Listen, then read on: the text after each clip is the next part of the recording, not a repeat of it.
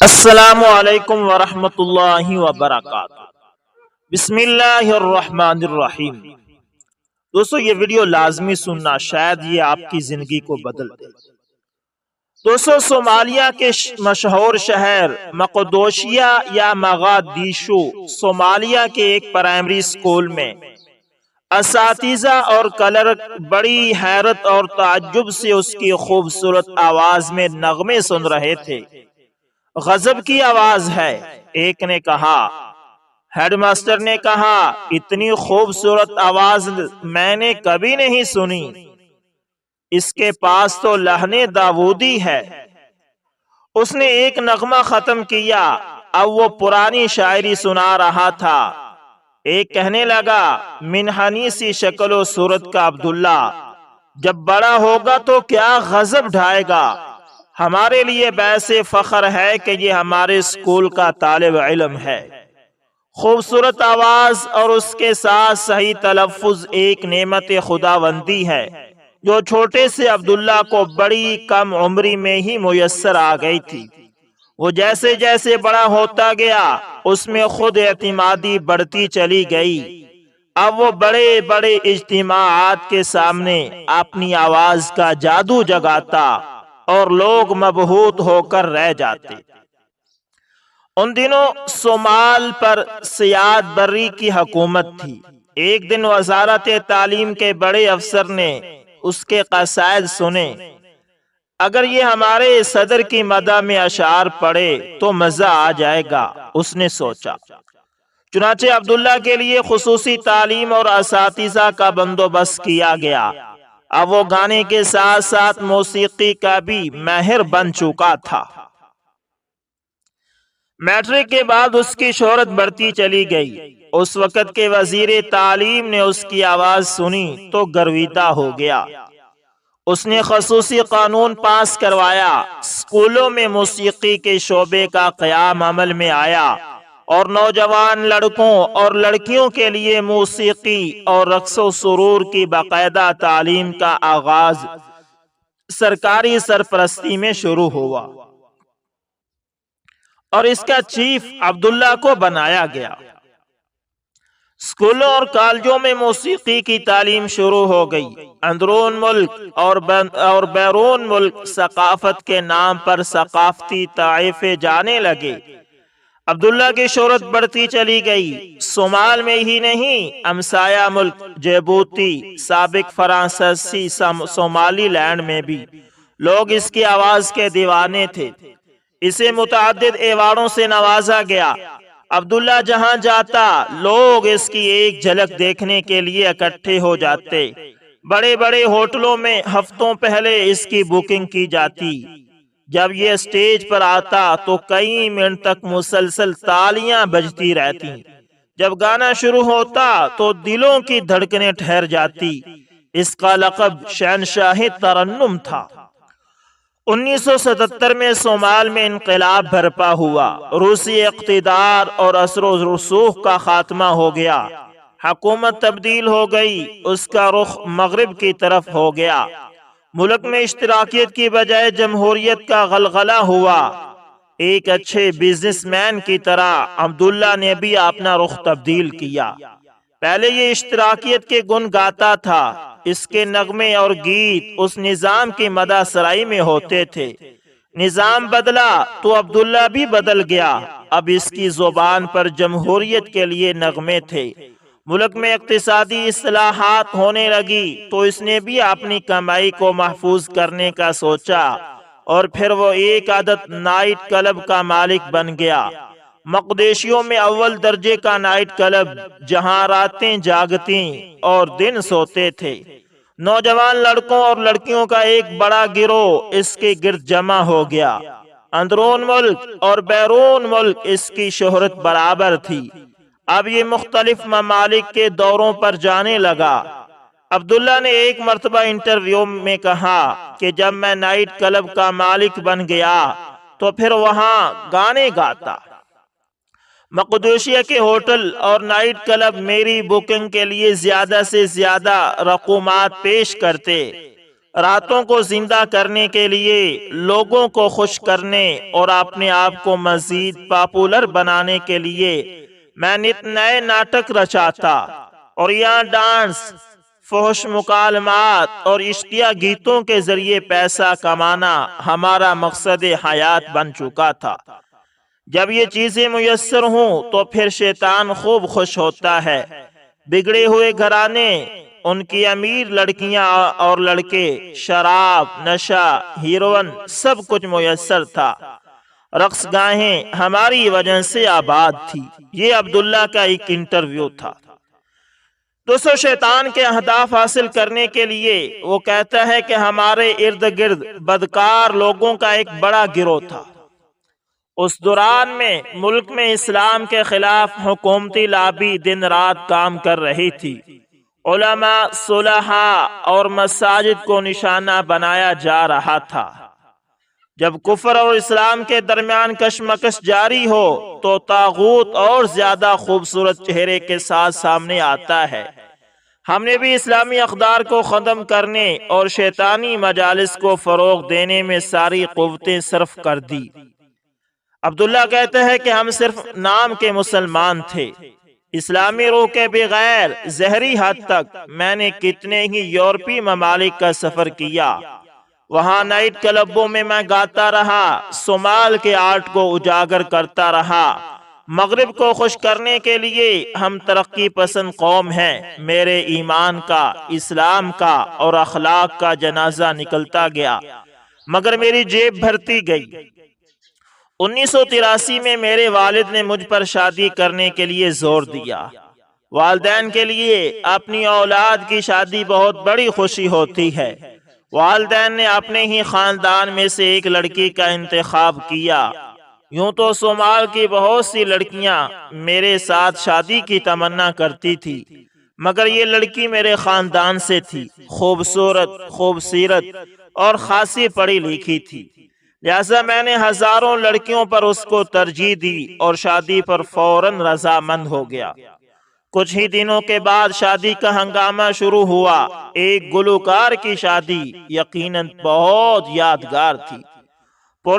پورے صومال سے گلوکار آئے، خوب ہلا گلا ہوا۔ ٹیلی ویژن، اخبارات، ذرائع ابلاغ کے نمائندے جمع ہوئے۔ یقیناً یہ ایک یادگار شادی تھی۔ شادی کے دوران میں نے محسوس کیا کہ میری بیوی اتنی زیادہ خوش و خرم نہیں ہے جتنا کہ میرے جیسے معروف آدمی سے شادی کے بعد کسی لڑکی کو خوشی اور فخر ہونا چاہیے۔ میں نے اس کو اس کی فطری حیا پر محمول کیا۔ شادی کے بعد ہم ہنی مون کے لیے چلے گئے۔ یہ دن اتنی تیزی سے گزرے کہ اندازہ ہی نہ ہو سکا۔ میں نے دوبارہ اپنی ڈیوٹی سنبھال لی۔ میرا کاروبار رات کو شروع ہوتا۔ میں فجر سے ذرا پہلے گھر آتا، پھر میں سو جاتا اور عصر کے وقت اٹھتا۔ میں نے کئی مرتبہ دیکھا کہ جب صبح گھر آتا ہوں تو میری بیوی جاگ رہی ہوتی ہے اور عموماً اس کے ہاتھ میں قرآن پاک ہوتا ہے جسے وہ پڑھ رہی ہوتی ہے۔ میں آ کر اسے بڑے جوشیلے انداز میں اس رات کی کارکردگی سناتا، اپنے پرستاروں کی چاہت سے آگاہ کرتا۔ آج کتنی لڑکیوں اور لڑکوں کے فون آئے جو میرے فن کے شیدائی ہیں۔ میری بیوی ان باتوں کو ناگواری سے سنتی اور میرے لیے ہدایت کی دعا کرتی۔ اس دوران میں فجر کی اذان ہو جاتی اور وہ مصلی کی طرف بڑھ جاتی، جبکہ میں نماز پڑھے بغیر ہی سو جاتا۔ میں جب بھی اس سے نائٹ کلب کا ذکر کرتا، وہاں کی باتیں سناتا، اپنی کمائی کا ذکر کرتا، بینک بیلنس کا روب جماتا، تو وہ جواباً کہتی، رازق تو صرف اور صرف اللہ کی ذات ہے۔ ہماری شادی کو 5 سال گزر چکے تھے۔ میں مسلسل اپنے فن میں مبتلا اور فسق و فجور میں ڈوبا ہوا نماز اور عبادت کے بغیر زندگی گزارتا رہا۔ پھر اچانک ہماری زندگی میں ایک ہنگامہ برپا ہوا۔ یہ 1988 کی بات ہے کہ میری بیوی نے مجھ سے کہا، میں اس شخص کے ساتھ ہرگز زندگی نہیں گزار سکتی جو اپنے رب کا وفادار نہیں، جو نماز ادا نہیں کرتا، اس کی کمائی حرام کی ہے، جو فجر کے وقت گھر آتا ہے۔ میرے وہم و گمان میں بھی نہیں آ سکتا تھا کہ میری بیوی میرے لیے ایسا سوچ سکتی ہے۔ بہرحال گھر میں لڑائی شروع ہو گئی، میں نے اس کی باتیں سنی انسنی کر دی۔ کچھ دن گزرے، ایک دن جب میں گھر میں داخل ہوا تو فجر کی اذان ہو رہی تھی۔ شہر کی مساجد میں اذانیں بلند ہو رہی تھی، ہر طرف اللہ اکبر اللہ اکبر، اشہد ان لا الہ الا اللہ، حی علی الصلاۃ، یہ گونج رہی تھی۔ جب میں سونے کے لیے اپنے کمرے میں جانے لگا تو میری بیوی نے کہا، آپ مسجد میں نماز کے لیے کیوں نہیں جاتے؟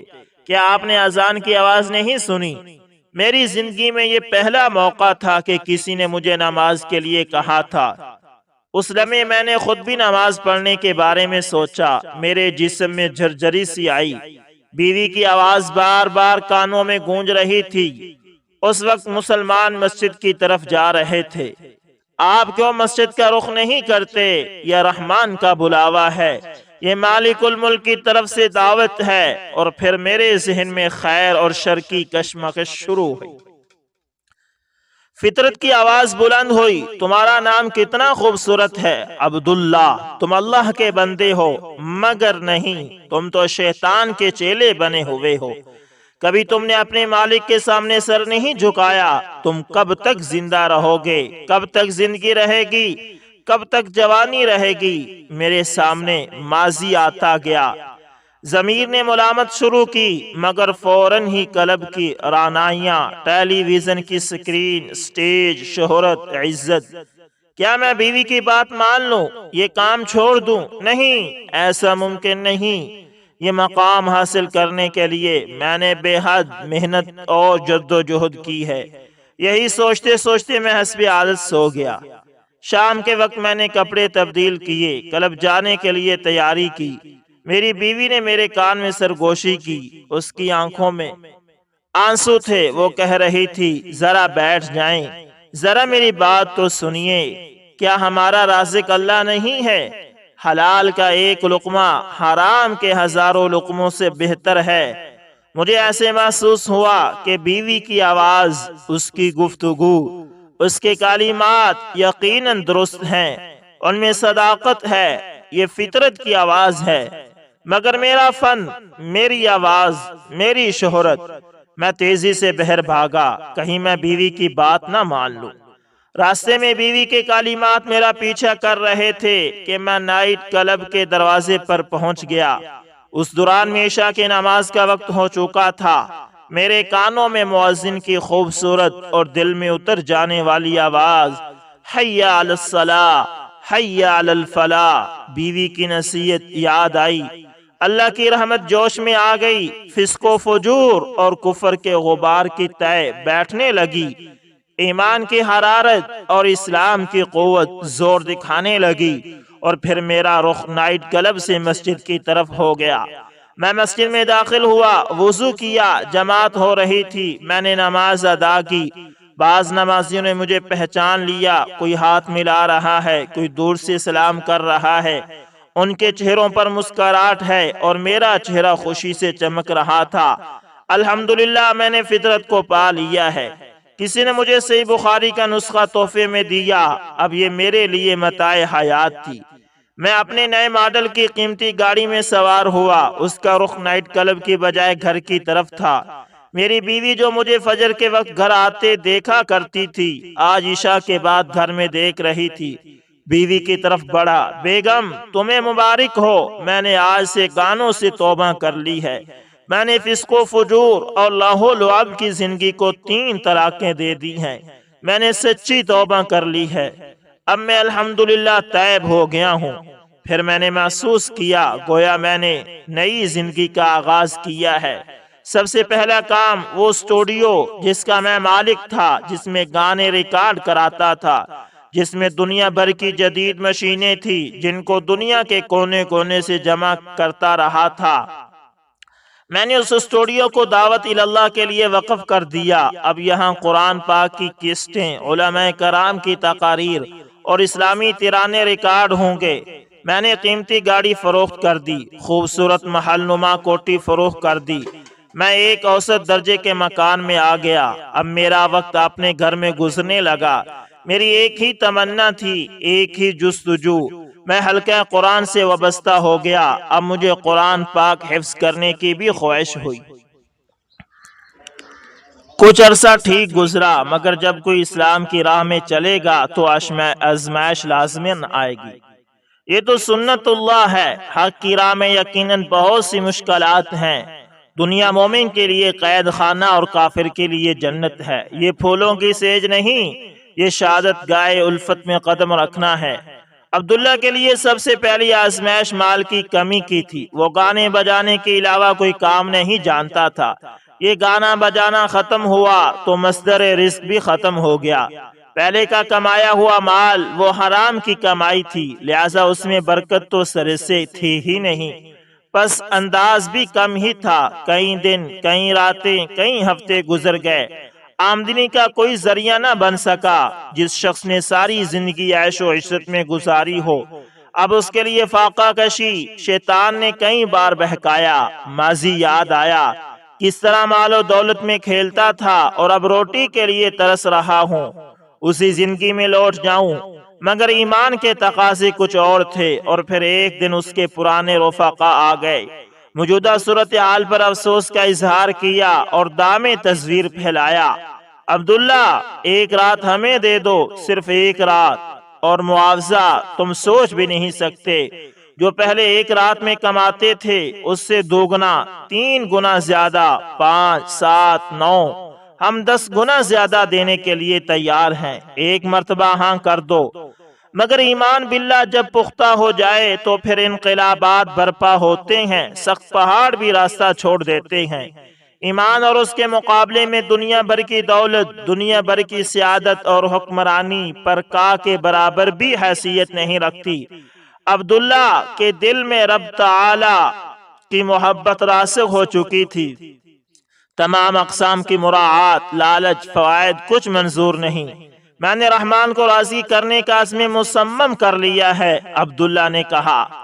آزمائش کا اگلا دور شروع ہوا۔ حکومت کو معلوم ہوا کہ عبداللہ نے گانا گانے سے توبہ کر لی ہے۔ اس کی کیا مجال؟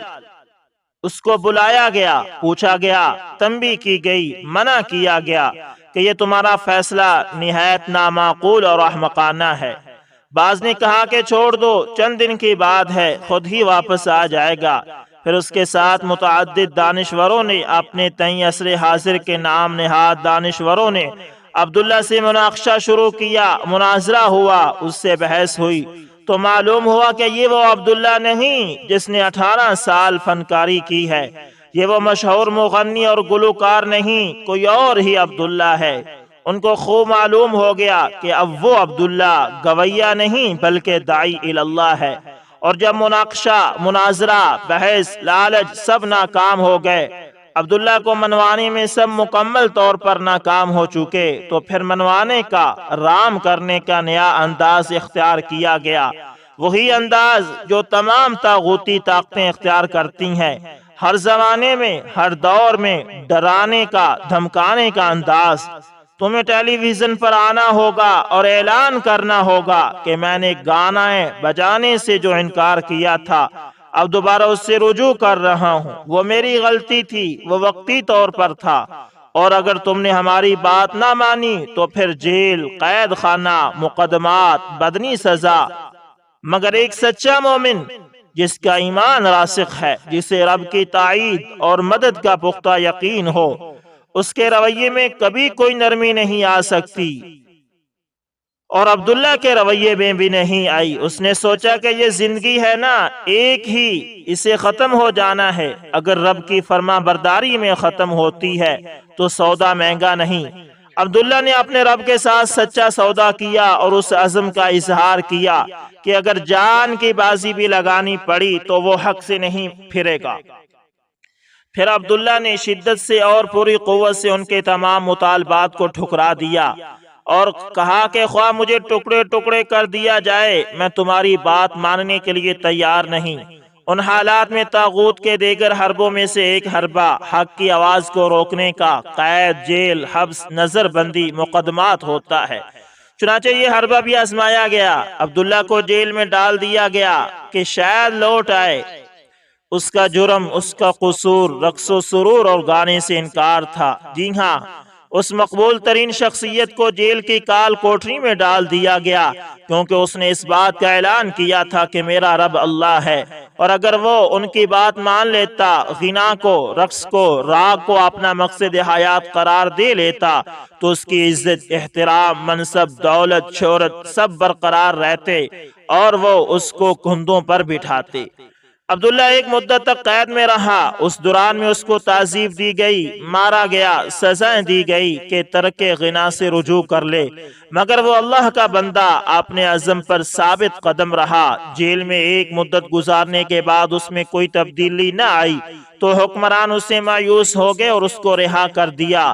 جیل سے نکلنے کے بعد معاشی حالات بہت پریشان کن ہو گئے، مگر ان مشکل حالات میں، کٹن اوقات میں اس کی بیوی اس کا مکمل ساتھ دیتی رہی، اس کا حوصلہ بڑھاتی رہی کہ دنیا کے مال و متاع بالکل ناپائیدار ہیں، حقیقی طور پر امیر کون ہے؟ وہ نہیں جس کے پاس مال و دولت کے انبار ہوں، بلکہ حقیقت میں امیر وہ ہے جس کا دل امیر ہے۔ حقیقی قوت کیا ہے؟ عقیدہ اور ایمان کی قوت۔ حقیقی خوشی، سعادت اور خوش بختی کس چیز کا نام ہے؟ یہ اللہ تعالیٰ کی اطاعت، فرما برداری اور اس کی رضا میں ہے۔ یہ اس کی بیوی اس کو سمجھاتی رہی اور سبق پڑھاتی رہی۔ 1990 میں عبداللہ نے اپنے وطن کو چھوڑنے کا ارادہ کر لیا۔ یوں بھی ملک کے حالات خاصے خراب ہو چکے تھے، خانہ جنگی شروع تھی، مختلف قبائل ایک دوسرے سے لڑنے جھگڑنے اور قتل و غارت گری میں مبتلا تھے، اور پھر وہ پہلی مرتبہ اس گھر کی زیارت کے لیے آیا جس کی زیارت اور جس کے گرد چکر لگانے کی تڑپ دنیا کے ہر مسلمان کے دل میں ہوتی ہے۔ وہ مکہ مکرمہ پہنچ گیا، نیک بخت بیوی بھی ہمراہ تھی، عمرہ ادا کیا تو اس کے ایمان میں مزید اضافہ ہو گیا۔ مکہ مکرمہ میں بعض اہل خیر کو معلوم ہوا، وہ اس سے واقف تھے، اس کی سابقہ زندگی سے، اس کے ماضی سے، اس کی اسلام پر پختگی سے، اور پھر انہوں نے عبداللہ کو ہاتھوں ہاتھ لیا، اس کی تکریم کی، اس کی کفالت کی۔ کچھ ہی عرصے میں اس نے قرآن کے 10 پارے حفظ کر لیے۔ اس کے وطن عزیز میں خانہ جنگی عروج پر تھی، ان حالات میں اس نے ایک مصلح کا کردار ادا کیا۔ وہ وطن واپس گیا، قبائل کے درمیان صلح کی کوشش کی، فساد کو ختم کرنے کے لیے اپنے اثر و رسوخ اور شہرت کو استعمال کیا۔ اب وہ ایک مبلغ تھا، عقیدے کا، اسلام کا، قرآن کا، حدیث کا۔ پھر وہ اس دوران میں کئی مرتبہ عمرہ کرنے کے لیے مکہ مکرمہ آیا۔ پھر اس کو اس بلد الحرام میں، مکہ مکرمہ میں، اس مبارک اور مقدس شہر کی ایک مسجد میں بطور مؤذن موقع مل گیا۔ عبداللہ آج بھی ایک مبلغ ہے، وہ مؤذن ہے اسلام کی آواز کا۔ وہ سعودی عرب میں ہو یا صومال میں، ہر جگہ وہ دعوت اللہ کا فریضہ سر انجام دے رہا ہے، اور نہ جانے کتنے ہی گنہگاروں اور خطا کاروں نے اس کے ہاتھ پر توبہ کی ہے اور اپنی زندگیاں قرآن و سنت کے مطابق بنا لی ہیں تاکہ وہ بھی حقیقی سعادت سے بہرہ ہو سکیں، بالکل اسی طرح جس طرح عبداللہ حقیقی سعادت حاصل کر چکا۔ محترم قارئین اور سامعین، بلا شبہ ہدایت اللہ ہی کی طرف سے ہے، مگر عبداللہ کی ہدایت کا سبب اس کی بیوی بنی جس کی استقامت نے اسے صراط مستقیم پر چلنے پر مجبور کر دیا۔ اللہ کے رسول صلی اللہ علیہ وسلم کا فرمان بالکل حق ہے، الدنیا متاع وخیر متاع الدنیا المرأة الصالحہ۔ دنیا ایک پونجی، ایک فائدے کی چیز ہے، اور دنیا کی بہترین پونجی نیک بخت بیوی ہے۔ اللہ تعالیٰ سے دعا ہے کہ اللہ تعالیٰ دین اور اسلام پر چلنے کی ہمیں توفیق عطا فرمائے۔ جزاکم اللہ خیر۔